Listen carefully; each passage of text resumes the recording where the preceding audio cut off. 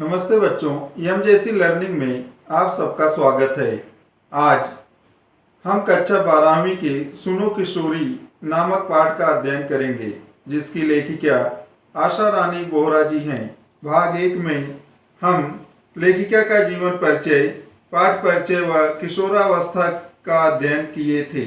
भाग 2 में पाठ का प्रथम भाग का अध्ययन किया था, जिसमें भारतीय संस्कृति, सभ्यता, परंपरा तथा रूढ़ियों के बारे में जानकारी प्राप्त किए थे। किशोरावस्था में जो परंपरा हमारे विचारों से नहीं मिलती हैं, हमें अच्छी नहीं लगती हैं, उन परंपराओं, मूल्यों को बेकार बताकर हम ऐसी परंपरा मूल्यों को अपना लेते हैं जो हमारे जीवन के अनुकूल नहीं होती है।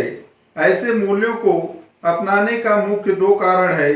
पहला, अपनी परंपरा का पूर्ण ज्ञान न होना, और दूसरा, मर्यादाओं से दूर भागना। नए मूल्यों के नाम पर केवल पश्चिमी सभ्यताओं को अपना लेते हैं। अब हम पाठ के दूसरे भाग का अध्ययन करेंगे। बच्चों, सुनो किशोरी पाठ 8 खोलो, पेज नंबर 42 पर है। देखो, यहाँ तुम्हारी सहेली रचना के संदर्भ में यह प्रसंग इसलिए कि वह इस सीमा रेखा को नहीं समझ पा रही। एक रचना का ही संघर्ष नहीं है, यह एक पूरी पीढ़ी का संघर्ष है। नई पीढ़ी पुराने मूल्यों को तो काट फेंकना चाहती है, पर नए मूल्यों के नाम पर केवल पश्चिमी मूल्यों को ही जानती पहचानती है। कहें उधार लिए मूल्यों से ही काम चला लेना चाहती है। नए मूल्यों के निर्माण का दमखम अभी उसमें नहीं आया है। अब हम पाठ का व्याख्या करेंगे। सुगंधा की सहेली रचना है। माँ पत्र के माध्यम से सुगंधा से कहती है, यहाँ पर रचना की बात करना आवश्यक है, क्योंकि रचना अपनी मर्यादा नहीं समझ रही है, अपनी मर्यादा तोड़ रही है। यह समस्या केवल रचना का नहीं है, बल्कि उन सब का है जिनको परंपरा का ज्ञान नहीं है। आज के नवयुवक परंपरा का ज्ञान नहीं रखते हैं, बल्कि वह अपने विचारों से स्वच्छंद रहना चाहते हैं। इस समस्या का कारण मूल्यों, परंपराओं का ज्ञान न होना ही है। नई पीढ़ी के नवयुवक पुराने मूल्यों को छोड़ देना चाहते हैं, उसे नष्ट कर देना चाहते हैं, और पश्चिमी मूल्यों को बिना सोचे विचारे अपना लेते हैं। हमें चाहिए कि उन मूल्यों के बारे में पूरी जानकारी हासिल करें। अगर हमारे अनुकूल है तभी उसे अपनाएं। अभी इन नवयुवकों के नए मूल्यों को बनाने का सामर्थ्य नहीं आया है। अभी उनमें वह साहस नहीं कि अपनी सांस्कृतिक मूल्यों में पश्चिमी मूल्यों को जोड़कर अपने मूल्यों को और मजबूत बना सकें। इसका कारण है अपनी संस्कृति का ज्ञान न होना। अगर अच्छे संस्कार होंगे तो वे दूसरी संस्कृति की तरफ इस तरह से आकर्षित नहीं होंगे। आगे की लाइन देखो। सुनो, नए मूल्यों का निर्माण करना है तो नए ज्ञान विज्ञान को पहले अपनी धरती पर टिकाना होगा। अर्थात नए मूल्यों के बारे में हमें अच्छी तरह से ज्ञान होना आवश्यक है। जब तक उसके बारे में समझ बूझ नहीं लेंगे, तब तक हमें पता नहीं चलेगा कि इसमें क्या अच्छाई है और क्या बुराई है, क्या हमारे संस्कृति के अनुकूल है। इसका ज्ञान होना आवश्यक है। उसके बाद ही हम उन नए मूल्यों को अपनाएं तो हमारे लिए बेहतर होगा। आगे का अनुच्छेद देखो। अपनी सामर्थ्य और अपनी सीमाओं में से ही उसकी पगडंडी काटनी होगी। यह पगडंडी काटने का साहस ही पहले जरूरी है। नई चौड़ी राह उसी में से खुलती दिखाई देगी। पगडंडी का अर्थ होता है कच्चा रास्ता। माँ सुगंधा को समझाती हुई कहती है, जब हमें अपनी संस्कृति, सभ्यता का ज्ञान होगा तो हम पश्चिमी मूल्यों को अपनाने, मूल्यों में जोड़कर अपना सकते हैं। हमें अपने मूल्यों को छोड़ना नहीं चाहिए, बल्कि दूसरों मूल्यों का समायोजन करके अपने मूल्यों से नया राह बना लेना चाहिए। अर्थात हमारी जो परंपरा है उसके अनुकूल नए मूल्यों को अपनाना है जो हमारे परंपरा में अच्छी तरह मिलजुल जाएं। इससे आगे का रास्ता खुल जाएगा और परंपरा का भी विकास होगा। इसलिए मूल्यों का ज्ञान करके नए मूल्यों से उसे मिलाकर समायोजित करके अच्छे मूल्यों का निर्माण करके हमें अपने परंपरा का विकास करना चाहिए। देखो, तुम अपनी सहेली रचना को यह समझाओ कि क्रांति की बड़ी बड़ी बातें करना आसान है, कोई छोटी सी क्रांति भी कर दिखाना कठिन है, और एक ही झटके में यूं टूट हार कर बैठ जाना तो निहायत मूर्खता है। माँ सुगंधा से कहती है कि तुम अपनी सहेली रचना को समझाओ कि क्रांति करना, क्रांति का अर्थ होता है बदलाव करना, बदलाव की बात करना आसान होता है।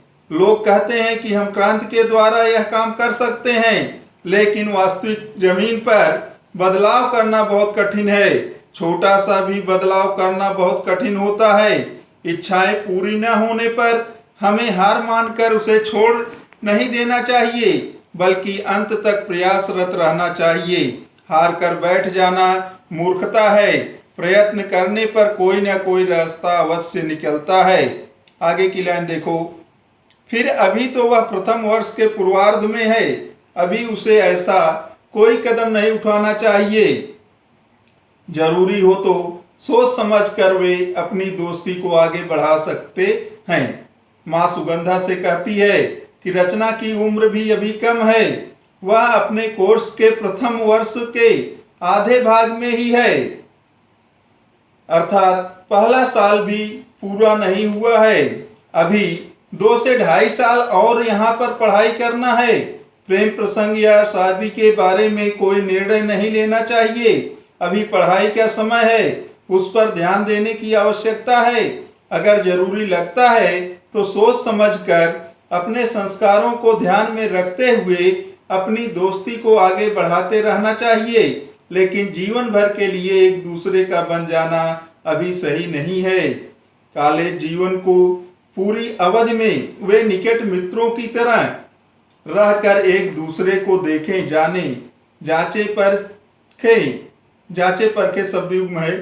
सावधानी बरतने के बारे में बताते हुए माँ कहती है, रचना को समझाओ, जब तक कॉलेज में पढ़ाई चल रही है तब तक एक दूसरे के साथ मित्रों की बात, एक दूसरे के विचारों, भावनाओं, पसंद नापसंद आज के बारे में जाने समझें।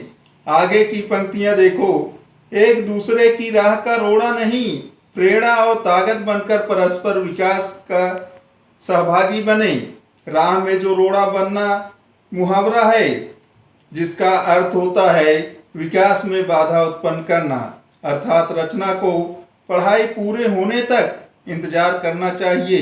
एक दूसरे को दोस्त की तरह उसके साथ रहकर एक दूसरे का हौसला बढ़ाना चाहिए। एक दूसरे को पढ़ाई के लिए प्रेरित करना चाहिए। विकास के रास्ते में बाधा नहीं उत्पन्न करना चाहिए। एक दूसरे के विकास में सहयोग करना चाहिए। फिर अपनी पढ़ाई की समाप्ति पर भी यदि वे एक दूसरे के साथ पूर्ववत अर्थात पहले जैसा लगाव, पहले जैसा प्रेम महसूस करें, तो उन्हें लगे कि निकट रहकर सामने आई कमियों, गलतियों ने भी उनकी दोस्ती में कोई दरार नहीं डाली, कोई फर्क नहीं पड़ा, तो वे एक दूसरे को उनकी समस्त खूबियों, कमियों के साथ स्वीकार कर अपना लें।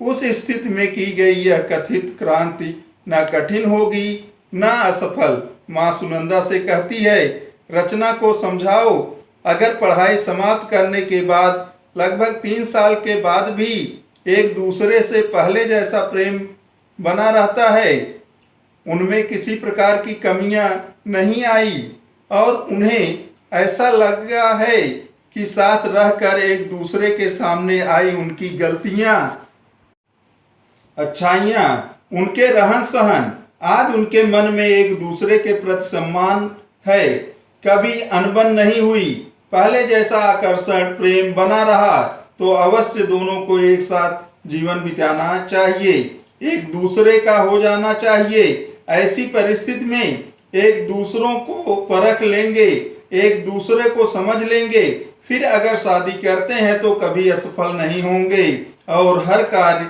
आसानी से हो जाएगा। अगला अनुच्छेद देखो। मेरी राय में रचना को और उसके दोस्त को तब तक धैर्य से प्रतीक्षा करनी चाहिए, इस बीच वे पूरे जतन के साथ एक दूसरे के लिए स्वयं को तैयार करें। बिना तैयारी के जल्दबाजी में पढ़ाई के बीच शादी का निर्णय लेना केवल बेवकूफ़ी ही कही जा सकती है, क्रांति नहीं। अर्थात मेरी समझ में रचना और उसके दोस्त को इस समय एक दूसरे के साथ दोस्त की तरह रहकर अपना पूरा ध्यान पढ़ाई पर लगाना चाहिए। जो समय पढ़ाई क्या है उसमें इंतजार करें तथा एक दूसरे के लिए अपने आप को पूरी तरह तैयार करें। शादी जैसे महत्वपूर्ण विषय पर बहुत सोच विचार करके फैसला करना चाहिए, जल्दबाजी में फैसला नहीं करना चाहिए। पढ़ाई के बीच में शादी करना केवल मूर्खता है। अगर इसे बदलाव कहते हैं तो ऐसी कही गई क्रांति की असफलता निश्चित है, कभी सफलता प्राप्त नहीं होती है। पंक्तियां देखो। इतनी जल्दबाजी में तो किसी छोटे से काम के लिए उठाया कोई छोटा कदम भी शायद ही सफल हो। यहाँ तो जिंदगी का अहम फैसला है, अर्थात बिना सोचे समझे जल्दबाजी में छोटे से काम को सफल नहीं बनाया जा सकता है, उसके लिए भी समय लगता है। फिर शादी जैसे अहम फैसले को जिंदगी भर का फैसला होता है, इसे बहुत सोच समझकर फैसला लेना चाहिए, नहीं तो जीवन नष्ट हो जाता है। स्लाइड में भी दिखाया गया है। अगला अनुच्छेद देखो। मैं समझती हूँ रचना की इस मूर्खतापूर्ण क्रांति में उसकी सहायता न करने का तुम्हारा निर्णय एक सही निर्णय है, पर तटस्थ रहना ही काफी नहीं है। यहाँ पर माँ सुगंधा को मित्रता का फर्ज बताते हुए कहती है कि तुम रचना को पागलपन से पूर्ण फैसले में उसका साथ न देकर सही कर रही हो, लेकिन तुम रचना की सहेली हो। मित्र होने के कारण तुम्हारा कर्तव्य है कि उसे गलत रास्ते पर जाने से रोको, उसकी भलाई करना चाहिए। उन दोनों के बीच में दखल देकर उसे समझाओ, मित्रता के फर्ज को निभाओ, क्योंकि उसे सच्चे मित्र की आवश्यकता है जो उसके भले बुरे के बारे में उसे समझा सके। स्लाइड में देखो, मित्रता के बारे में बताया गया है। देखो, यदि रचना सचमुच तुम्हारी सहेली है तो उसका हित अहित देखना भी तुम्हारा काम है। हित अहित शब्द युग्म है, उसमें हस्तक्षेप करना भी। माँ सुगंधा से कहती है, यदि सही में तुम रचना की सहेली हो तो उसके हित अहित अच्छा बुरा देखना तुम्हारा फर्ज है, यहाँ तक कि तुम उसके फैसले में भी दखल दे सकती हो।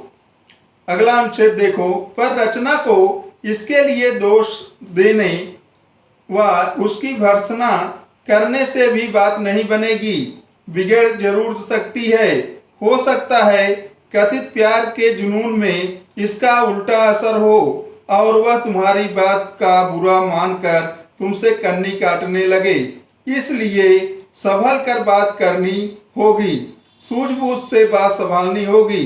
कन्नी काटना एक मुहावरा है जिसका अर्थ है बचकर निकल जाना या दूरी बना लेना। माँ कहती है, ध्यान रखना, इन सब के लिए रचना को दोष देना, उसे भला बुरा कहना ठीक नहीं होगा।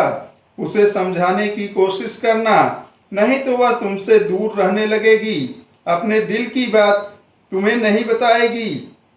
इसलिए बहुत ही ध्यानपूर्वक सोच समझकर बात करनी होगी तथा उसे इस नाजुक हालत से बचाना होगा। उसे समझाओ, उसे विश्वास दिलाओ कि तुम जो कह रही हो वह उसके भविष्य के लिए अच्छा है।